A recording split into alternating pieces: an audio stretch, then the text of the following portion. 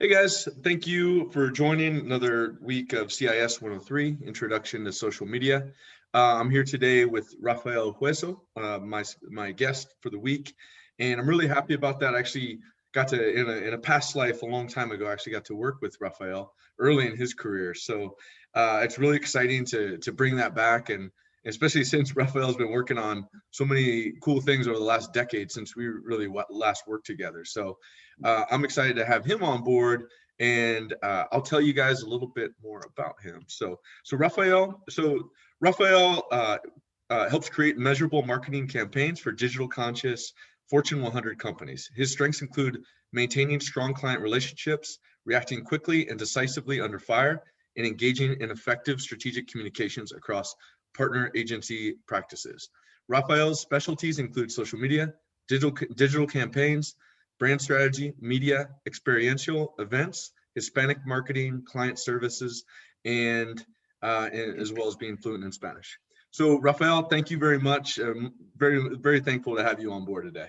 Thank you for having me, man. Thank you for having me. It's been a while.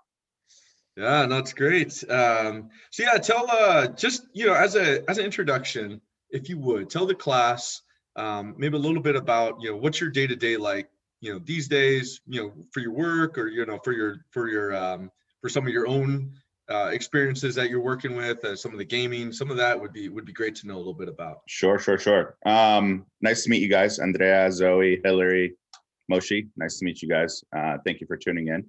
I think the first thing is the reason I'm even here is because Eric was the first one that gave me an opportunity coming out of while I was at Ohio State. It was my very first internship was with Eric at his agency. So full circle, like he said, 10 years later, basically kind of doing the same thing, just at a bigger scale with bigger budgets, to be honest. My day-to-day now, so I dabble in a couple of different things simultaneously. I have the 9-to-5 job with Overtime Sports. I don't know if you guys are familiar with Overtime as a platform. Pretty big footprint when it comes to millennial culture and how it is that they market to sports in general, trying to shift over to a lifestyle brand. I'm also managing director at Mount May, which is a Black and Brown owned agency. We've worked with a lot of different brands, from Nike to Louis Vuitton to Beats by Dre, to a lot of basically top tier or blue chip, what you would consider blue chip in the market, agencies and brands. I also stream part-time on Twitch, building slowly but surely a pretty nice community on the Twitch space. And yeah, I think that's obviously I own some real estate in Ohio as well. So my hands are pretty full during the coronavirus era. Day to day changes every single day. And I think that's what I love about it. It's I live in New York City, specifically in Brooklyn. And before, I would spend an hour and a half commuting into the office, having to sit in an office, and now commuting outside of that. The reason why I'm able to dabble in so much now and why I can basically juggle so many balls at the same time is because I have the opportunity and the flexibility to work from home. It's 100% changed how it is that a day-to-day looks like.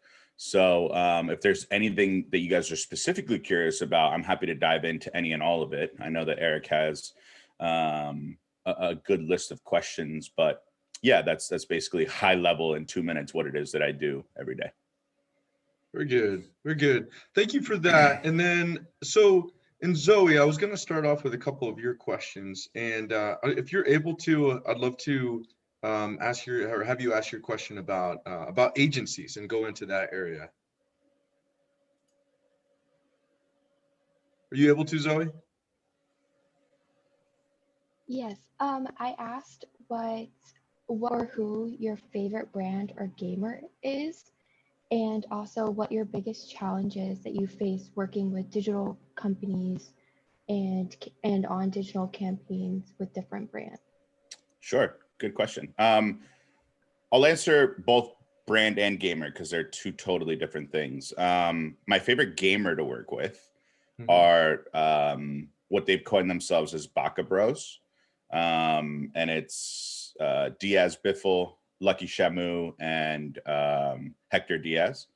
It's basically three Latinos that have amassed collectively probably over 500,000 followers, crazy amount of subscribers. And the way that I work with them is I basically advise them. I'm like a mentor to them as to how to handle basically being in front of so many people, right? Being in front of so many audiences at one specific time. You have 1,500 viewers. You have to kind of be careful with how it is that you carry yourself while still engaging with your audience in a very authentic way, right? You say one wrong thing, cancel culture can easily destroy all three of them, right? So those are my favorite gamers to work with. And I say gamers because it's a group of three. They typically play together and they have very similar audiences. They lend and borrow from each other. Two of them for Texas and one of them is from California. Favorite brand to work with so far, I think in 2020, my favorite brand to work with, I'd have to think about the campaigns. I'd probably go back to Ciroc, to be honest. I think Ciroc vodka is still doing some really, really cool, amazing stuff. Shifting into, so I worked on Ciroc post I was brand director Ciroc vodka for 2 years. And then went on, a period of consulting versus being full-time with them. And a lot of what it is that they are now shifting toward is replenishing an aging demographic of African Americans with millennial Latinos, millennial Hispanics.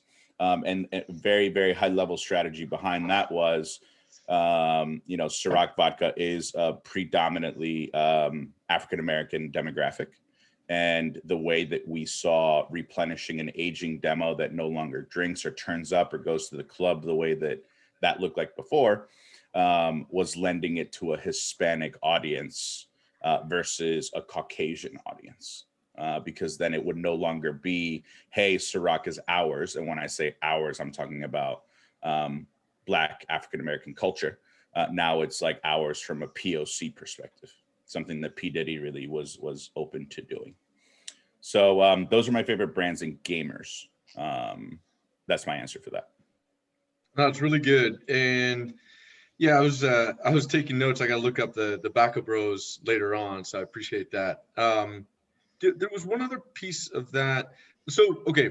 And then this is kind of on the agency side, which I think we'll come back to gaming in a minute or streaming. But part of Zoe's question also was, what is the biggest challenge you face when working on digital campaigns with brands, with a Ciroc or with somebody else? Yeah, I think Eric, you're gonna 100% smile at this. Is really pinning a brand to what it is they're looking to achieve on social. Yes, it's pay to play on that platform. 100%. The only way that you have, aside from organically growing a channel, is really nailing a client to telling you what the main KPI is. And when I say KPI, obviously, if it's social media, you're talking about engagement. You're talking about sales. How is it that you're going to track any sort of conversion? You're talking about shares, likes, comments. What is it that you're looking to achieve from a sales funnel perspective, right? Top, middle, lower type funnel stuff. And I think a lot of brand managers want to achieve it all, but really it's explaining to them the process of how it is to successfully market to an audience without ostracizing or turning off a brand with consistently hitting them with ads, specifically Instagram or Facebook. Oh, that makes sense. Very good. And then you did touch on Hispanic marketing, or they kind of like, as you were saying about Ciroc kind of transitioning from older African American to more of a focus on younger audience. And if you could, I wanted to have Andrea. She submitted a question in the Hispanic marketing area. I'd love if you would, if you could ask directly, Andrea. Yeah, so part of the question was, what, if any, are some challenges in how you market to older, more traditional Hispanic demographics versus the younger generation within the Hispanic community that have grown up with having more experience with the internet, social media, cell phones, technology, that kind of stuff? Sure, great question. You'd be surprised as to how many of those older generation Latinos are on Facebook. And it's the main reason as to why a lot of Gen Zers and millennials have shifted away from Facebook itself as a platform. It's because we can't really express ourselves the way that we want to, because mom, dad, grandma, and grandpa, Tio and Tia are on there, right? You don't want to be talking that talk or showing off or throwing up thirst traps on Instagram when grandma can easily just call mom and be like, hey, what is so-and-so doing, right? So you'd be actually surprised as to how many of those baby boomers are on Facebook as an entity. But I think it's a great question, because you got to think about, if you're looking at a marketing media mix, you got to think about those age demographics. And I really, really like this question, Andrea, because it's not all about social media. And I know that Eric is teaching a class on social media. You got to look at it from, where is the customer? Where is that audience? And how is it that you should attack with the budget that you have from a touch point perspective, right? Is it billboards? Is it radio? Is it, where is it that they are? Because it can't just be, hey, I'm going to give 100% of my budget to Instagram ads, because you might be missing 40% of the audience that target demographic is looking to achieve. Thank you, Rafael. And then Andrea, you had another question. I'm just going to keep rolling, because it's a good segue into, Rafael, your personal experience. So Andrea, if you would ask your other question about, I guess, basically how Rafael manages his time.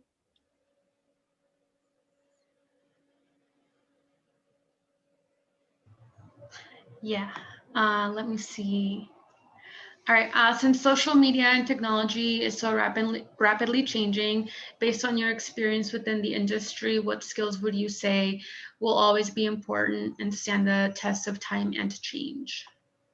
Another good question. I think it's still one that, and Eric can say this because he was my boss before. When I was in college, or even coming out of college, I was just happy to be getting a paycheck. I was just happy to be at a job, right? It wasn't necessarily anything else outside of, hey, I have a job, and I'm going to show up and I'm going to do what it is that they want me to do. Back then, it was very much like, Eric, tell me what it is that you want me to do, and I'll go do it, right? And sometimes I would do it, and sometimes I wouldn't. I remember vaguely working on a Charmin brand, social stuff, and Eric was 100% trying to help me learn how to navigate social back then, because it was so different back then than it is now. I was crafting tweets and staying within the 200 character limit, and like figuring out how it was that we were going to get our messaging out, we were translating from English to Spanish back then. And I mean, I guess now, 10 years later, I think the main thing that will always help, and that I would wish I would have learned a lot sooner, because it probably would have given my prospective employer a lot more from me as a candidate, was prioritization. Really looking at my day-to-day and deciding, hey, this is due first. It's going to take me X amount of time to do this. It's going to take my team X amount of time to do this, but the client wants this at this specific time. So really it's looking at your entire spectrum of work, and be it you're answering to your boss, you're answering to a coworker, you're answering to an agency or an external partner.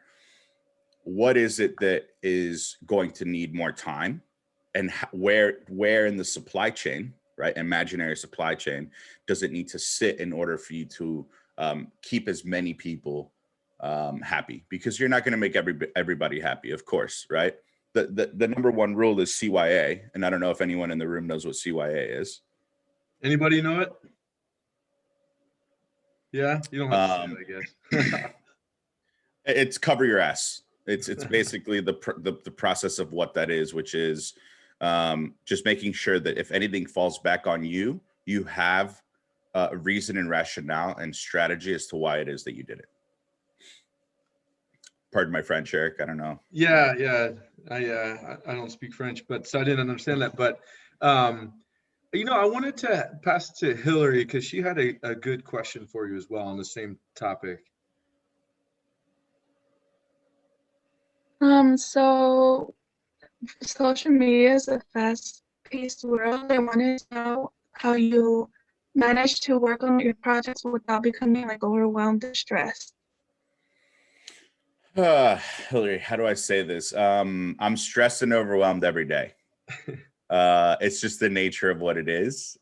Luckily, I don't have to be stressed and overwhelmed while I'm walking in the city of New York, running into people. But I think it's more of how do you manage that stress, right? What is it that you need to do to stay sane for yourself? Who is it that you need to talk to during the day to bring you back to what it is that really matters? And that is what is the fair balance, right? I always check in with my girlfriend. If I decide, because I'm very much what you call a bull in a china shop when it comes to work. I'm very much somebody that wears my emotion on my sleeve and on my face. And I've gotten in trouble for that before, right? Professionally, I've gotten feedback of like, hey, chill out, right? So now it's more of like, what is it that you need to do? For example, one of the biggest lessons that I have learned was grabbing some water. Back in the office setting was like, you send a lot of email correspondences. You might take tone and voice a different way from an email correspondence from somebody, right? One that may not have been meant to be aggressive from someone coming into you, but you're responding, trying to assert yourself. One thing that I do before I hit send on an email that I feel like is emotionally charged is I go grab water from the furthest water pitcher that there is at work, right? And that gives me time to unplug from my seat, go hang out, talk to some friends for 2-3 minutes, and then I come back and I reread that email. And I'd be crazy to say less than 90% of the time I'm editing that email because I'm now no longer trigger reacting to what that is. Now that's a stressor point. That's an example of how it is that I manage stress and pain points, but you're always going to run into that, especially with the social media and communication phase of what that is. You just need to have tips and tricks for yourself of how it is that you want to manage that stress. Great answer. Thank you, Hillary, for that question. So I'm going to ask Allison from the class. She's not on, but she did send some questions. I did want to ask. I thought this one was good. This one's kind of more like also your personal experience, Rafael, and she wants to know. She said, "Do you have any advice for working at an agency?" And I would say, how did you get there? How did you get a position with an agency over time?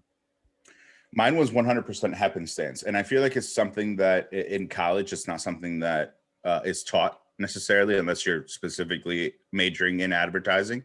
When I was at Ohio State, I didn't know what I wanted to do, right? When I graduated, I was strategic communication, marketing, and Spanish as majors, right? Triple majors, because I had no idea what I wanted to do. Now, I did Spanish because I wanted to keep my GPA up. And that helped. So it was like, gaming the system a little bit. But when it came to marketing and stratcom, I still had no idea that the advertising industry was an actual thing.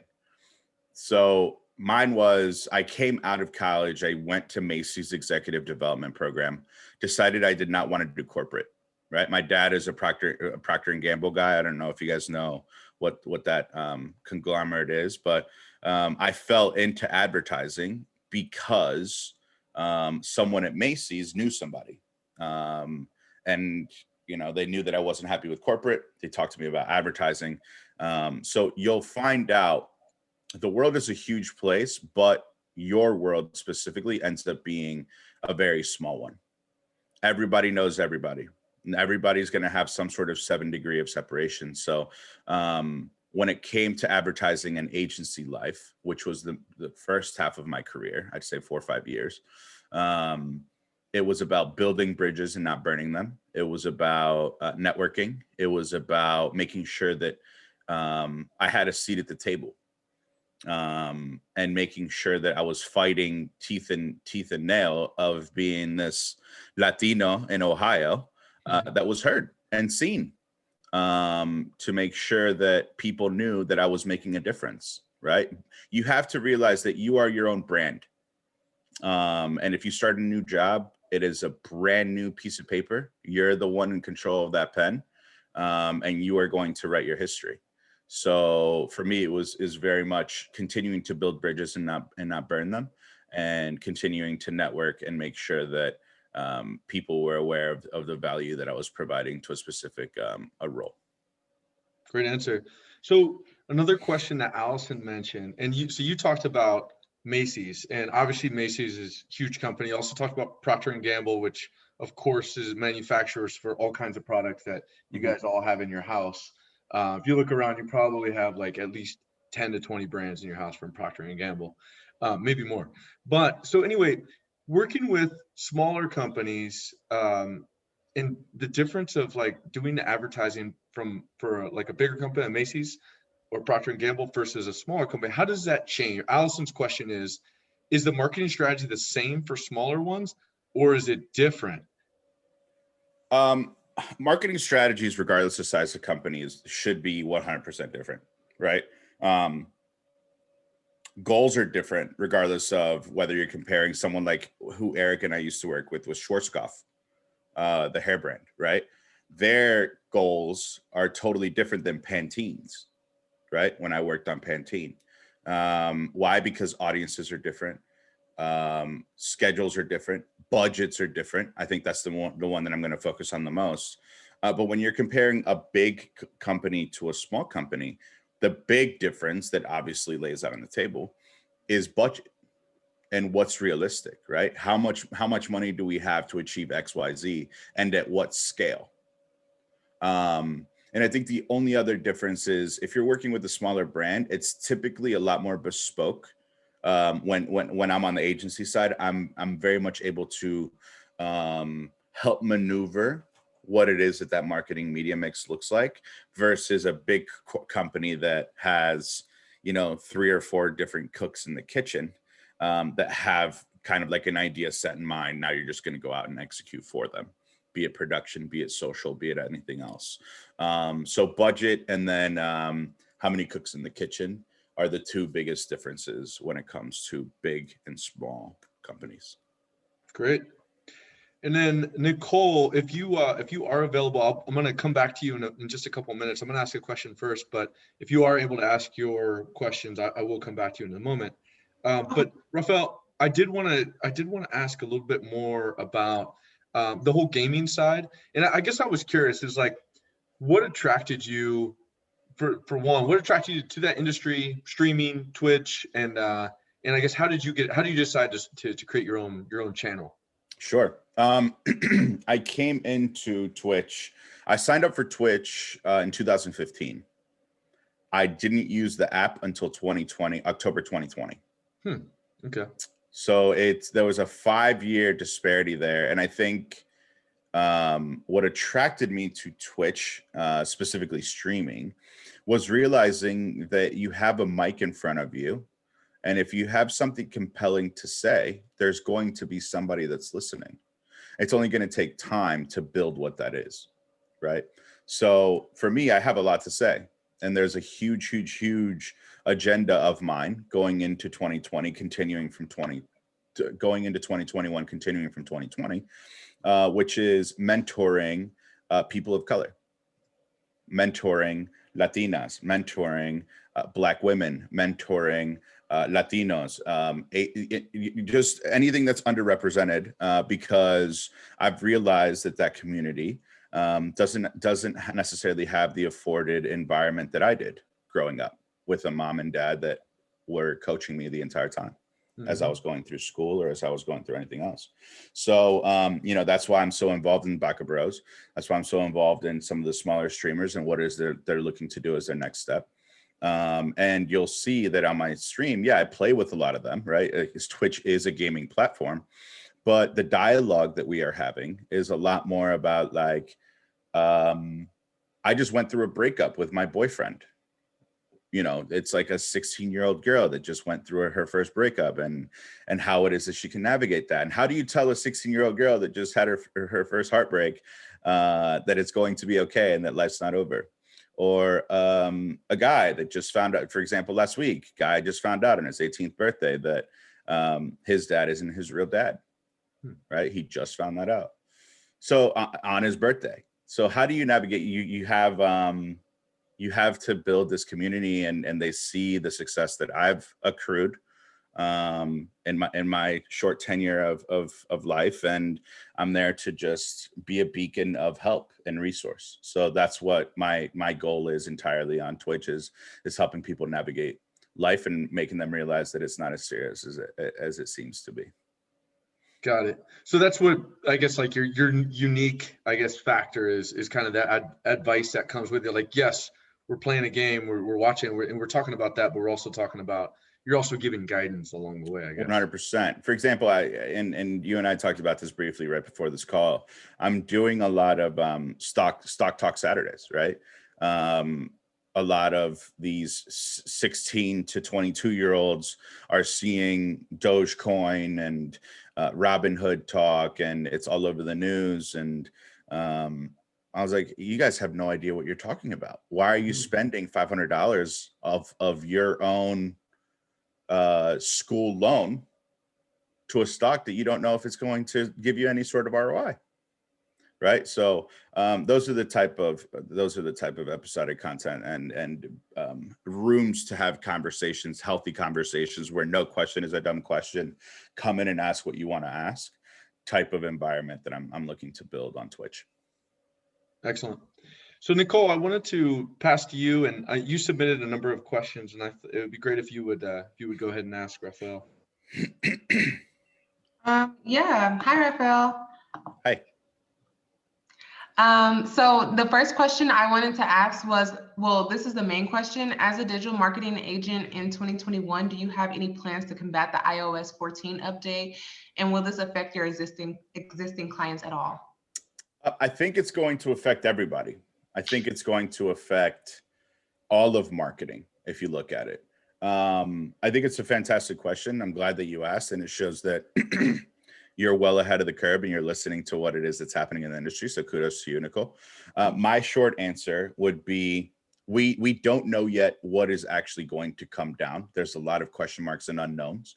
But my recommendation to my clients, once they do start asking, right, because I'm not going to bring that to them first, although it may make me look good, right, to say, hey, let's think about this in advance, is really to say, we need to start capturing customer data somewhere outside of Facebook, somewhere outside of social. How is it that we can garner some of this information that we are more than likely going to lose at a huge amount once this iOS update comes in? Because nobody's going to click opt-in, right? Everyone's already sketched out about Facebook. Mark already got, in front of the government and fumbled through what it was that he was actually capturing. There's a ton of Netflix movies out talking about how unsafe you are, and cameras, make sure you turn them off. Alexa shouldn't be in your bedroom, yada, yada, yada, yada.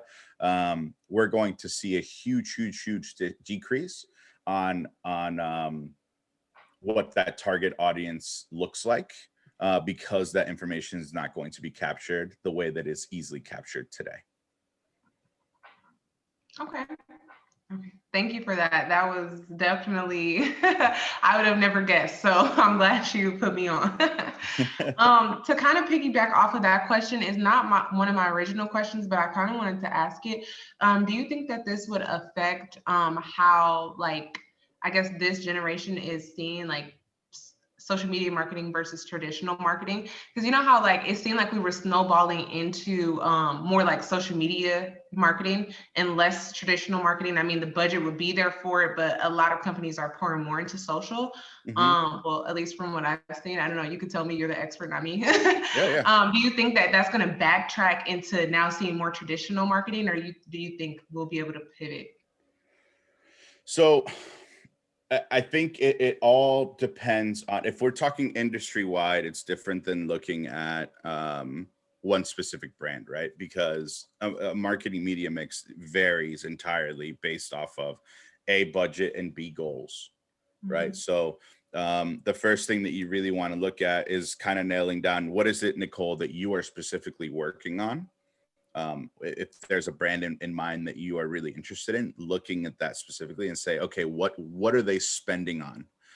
What kind of budget do they really have right now? Now, the brands that I've worked on, you're entirely percent right. It's like 70% social, 30% traditional.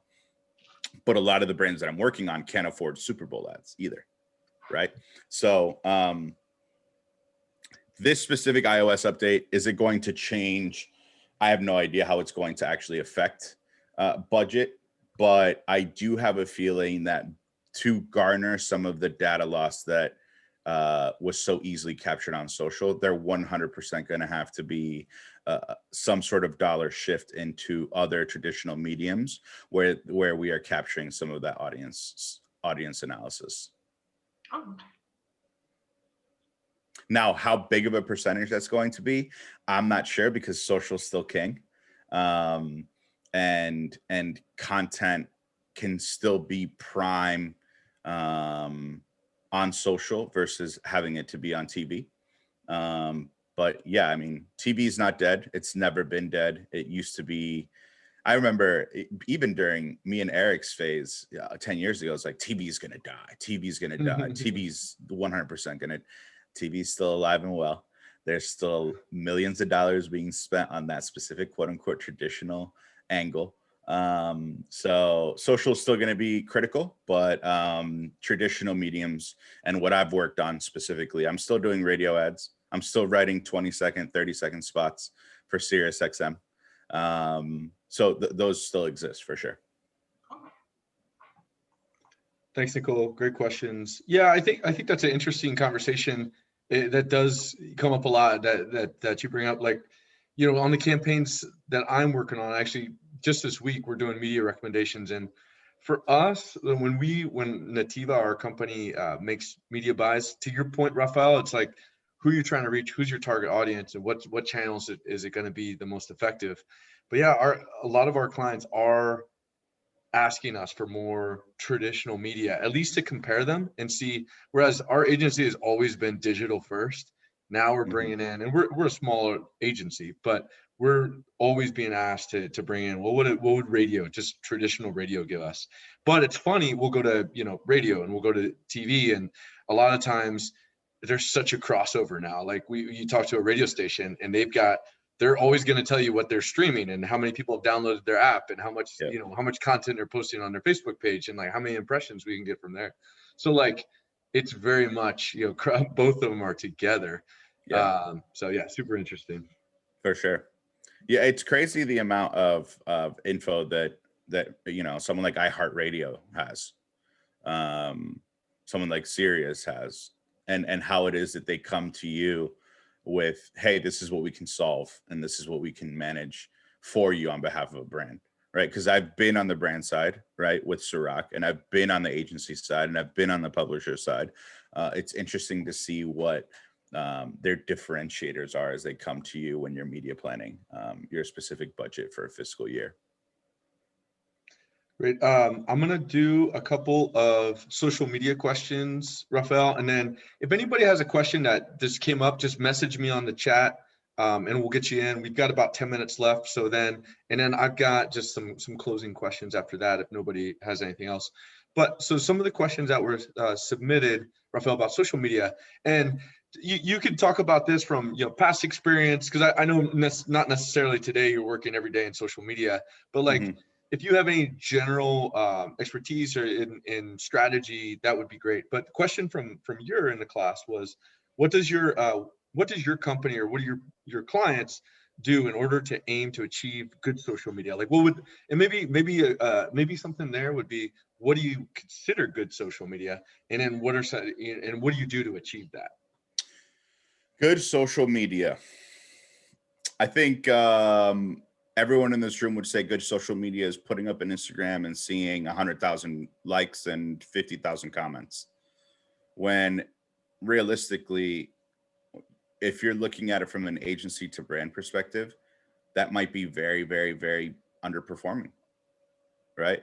I think in order to achieve good social media, you need to make sure that you're backtracking to what is your main campaign KPI.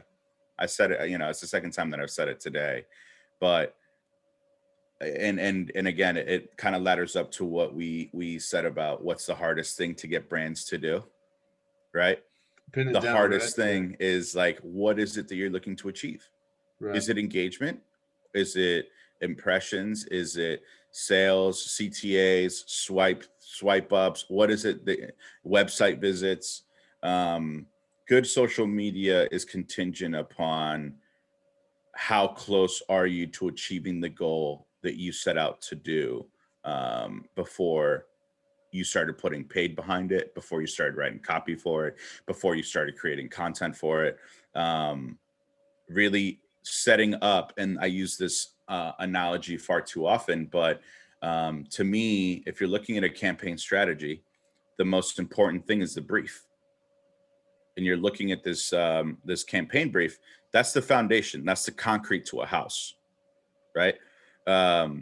And then you start deciding what color walls you want, what does the furniture look like, the windows, all that jazz is done after that foundation is set, because you can set up this beautiful house with 100,000 likes, but really if the foundation isn't there, that house is nothing. It's going to fall apart. So good social media to me is 100% the dotted line to, this is the goal that we set out to do, regardless of what the end consumer is engaging with it on.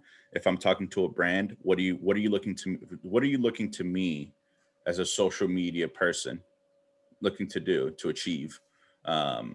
Establish impressions, establish tone and voice, introduction, all that jazz. That's what good social media means to me. Great. Now, Rafael, I did want to touch on branded partnerships, because I think that's such a interesting area of work. So just in general, could you tell us a bit more about your work in branded partnerships? For sure. Does anyone in the room know what branded partnerships is? Sure. Yeah. Kinda. Okay. So I'll say it like this. Let's say that Nicole, what is your favorite publisher? What is something that you engage in?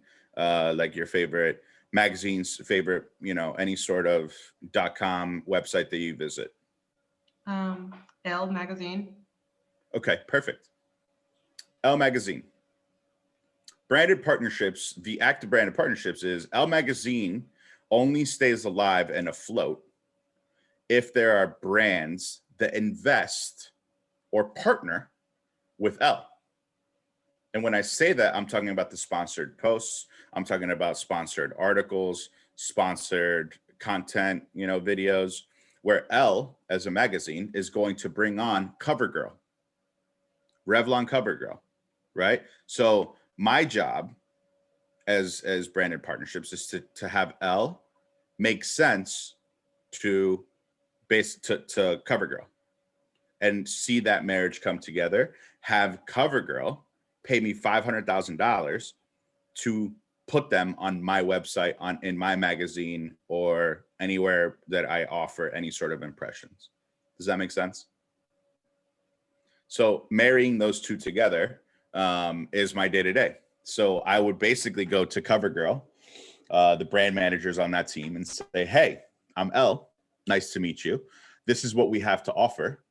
This is why we make more sense than 17.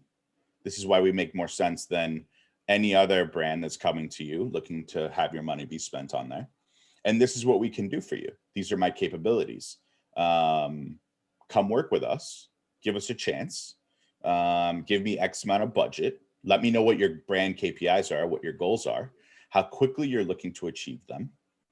And we can help you basically get that branding messaging out the door with our very relevant audience. So that's what I do day to day for what I did for Hypebeast and what I'm doing now for Overtime. Excellent. All right, so I just wanted to wrap this up, Rafael. It's been a very educational session. I really I love the stories, especially when you've got brands or you're able to like bring that, you know, these real life magazines or products, you know, into it. So and then okay, so just finally, as we wrap up, I wanted to look for any final tips you have for these guys. So I have a class of approximately 20 students. They are in Phoenix College. They're going to be graduating in the next few years. Some of them have aspirations to work in marketing, work in agencies. Some of them have small businesses, family businesses.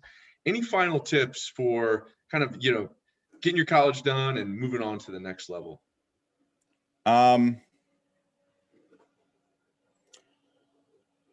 Man, I hate to be this guy, but nothing that happens in college matters after you get your degree. Get your degree, get good grades because you should care about what it is that you're learning. But realize that it is only a stepping stone towards success. It's not the end all be all. So don't sit here and stress out about getting a C on an exam. Don't sit here and stress out about potentially, you know, not studying for this and that. Something that I regret the most is triple majoring in college and not really taking in and going out with my friends more.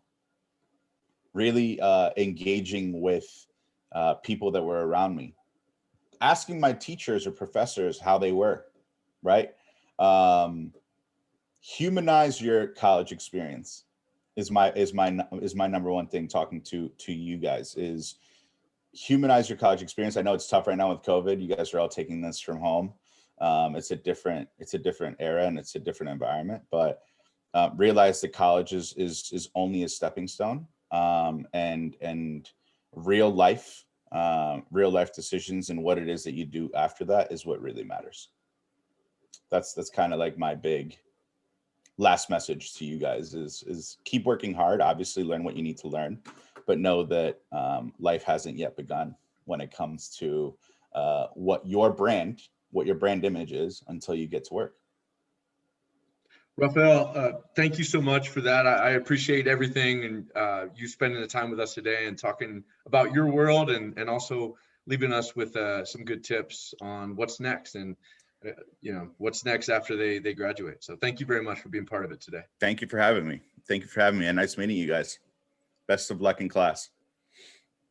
Thank you, guys. Take it easy. Professor,